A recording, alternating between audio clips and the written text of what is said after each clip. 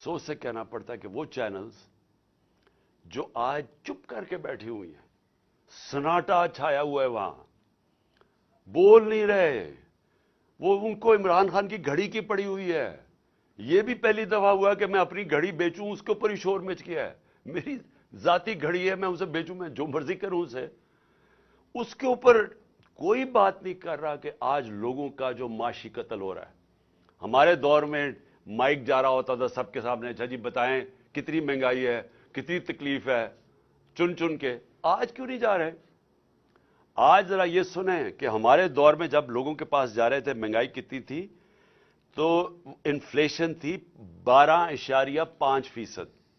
उस पे जनाब बिलावल भुट्टो ने इतना जोश में कि मैं महंगाई मार्च करने लगा हूं, मैं कांपे टांग देंगे इस्लामाबाद में पहुंच के। तो आज महंगाई किधर पहुंची है? 24% के ऊपर, दुगनी है आज महंगाई उस दौर की। कोई किसी को फिक्र नहीं है कि महंगाई में क्या हो रहा है। 50 साल में सबसे ज्यादा महंगाई है आज पाकिस्तान में। कितने लोग ये, कितने वो मीडिया हाउसेस अपने ज़मीर जगाएं। पैसा सब कुछ नहीं है, पैसे के पीछे चोरों की ना मत